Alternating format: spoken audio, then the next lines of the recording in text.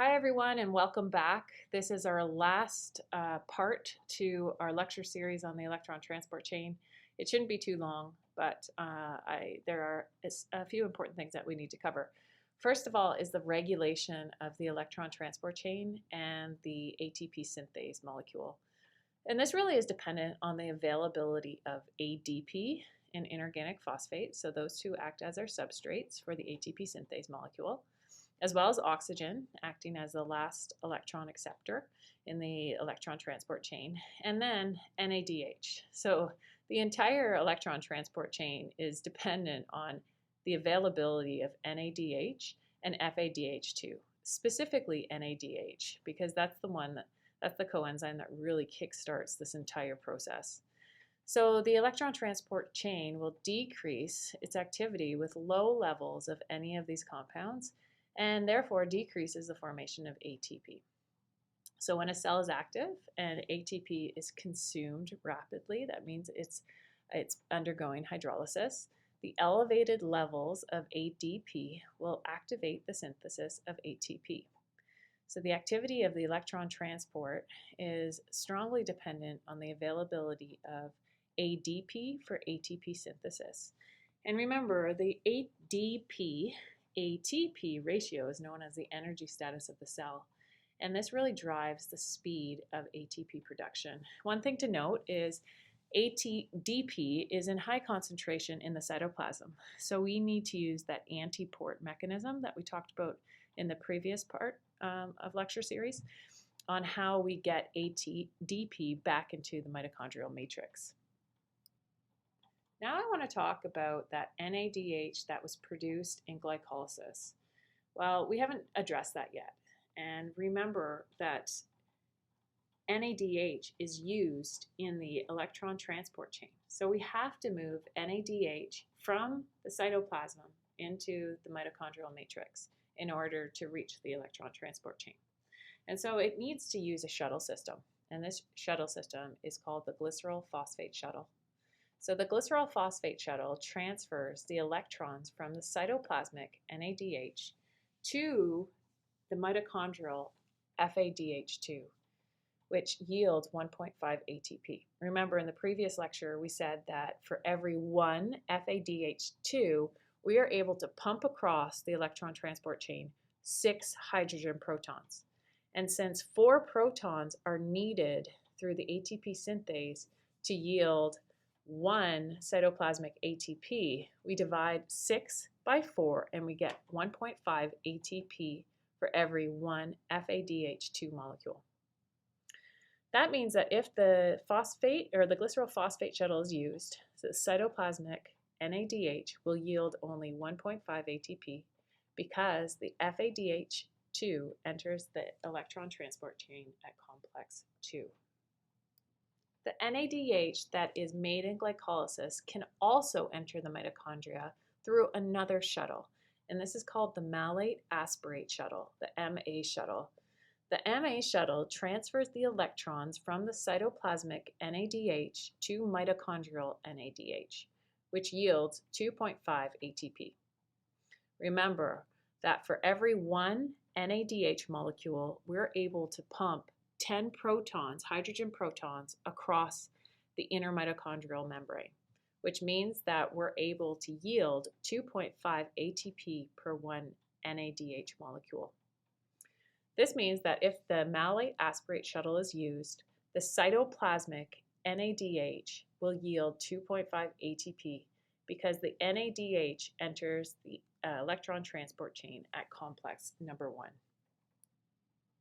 I find this figure really provides a nice summary of what's actually going on and everything in regards to glucose oxidation. So on the top left, we see glucose in the cell undergoing glycolysis to yield pyruvate. We see pyruvate, which is highlighted in purple, moving through a transporter into going through both the mitochondrial membranes into the matrix, where it gets converted into acetyl-CoA. Acetyl-CoA, which is highlighted in yellow, undergoes the citric acid cycle, and we see the yields from that 3 NADH and 1 FADH2 for 1 acetyl-CoA, We also see down further on the far right corner, highlighted in red, we see the antiporter, which puts ATP out into the cytoplasm and brings ADP and inorganic phosphates into the mitochondrial matrix that can then be used by the ATP synthase molecule. We also see on the far left NADH being oxidized, sharing its electrons through the malate aspartate shuttle. And we see on the bottom the NADH and FADH2 going through the electron, sharing their electrons that are going through the electron transport chain. Overall, this slide provides a good overview of the synchronicity of the entire glucose oxidation process. We talked about glycolysis, the pyruvate dehydrogenase reaction, citric acid cycle, the electron transport chain, the ATP synthase, and the antiporters. So now we're getting to the most important piece of the entire process of glucose oxidation, is how much ATP is produced from the oxidation of one glucose molecule. Well, let's start from glucose in the process of glycolysis. So we said that there's 2 ATP used, but 4 gained. So the net would be 2 ATP. But we also produce 2 NADH. And as we just established, depending on which shuttle is used, if you use the glycerol phosphate shuttle, you go 2 NADH times 1.5 ATP to yield 3 ATP. Or those 2 NADH use the malate aspartate shuttle, so it's 2 times 2.5 ATP, which will yield 5 ATP. So really, how much ATP is yielded from the products of glycolysis is dependent on the shuttle that's being used. The pyruvate dehydrogenase reaction happens in the mitochondria. So we don't have to transport the NADH anywhere.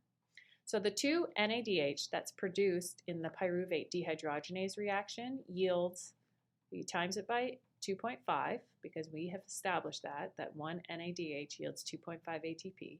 So 2 times 2.5 yields 5 ATP. In the citric acid cycle, we have 6 NADH per glucose, which, 6 NADH times 2.5 yields 15 ATP in the electron transport chain. And then we have the reaction of succinate to fumarate, which yields 2 GTP, which we said GTP is equivalent to ATP, so that means 2 ATP there are produced. And then the citric acid cycle also yields 2 FADH2, which we said when it goes through the electron transport chain and ATP synthase, 2 times 1.5 ATP per FADH2, so 2 times 1.5 equals 3 ATP. So if you add that all up, we have a total of either 30 or 32 ATP. The difference between 30 or 32 is dependent on the shuttle that's being used. Overall, this is the entire process of ATP production from one glucose molecule. As you can see here, most of the ATP is being produced through oxidative metabolism in the electron transport chain and with the ATP synthase using our reducing equivalents. So that's why oxidative metabolism, oxidative phosphorylation, has a higher yield, higher capacity for ATP production compared to glycolysis, which only yields 2 net ATP, compared to something that incorporates oxygen in the electron transport chain, which has a higher amount of ATP production. This is where most people think of this as aerobic metabolism, that it has more steps involved, but the capacity to generate ATP is a lot higher than glycolysis itself. This wraps up our lecture series on the electron transport chain and all of glucose oxidation. Thanks so much for your attention, and stay tuned for more lecture series.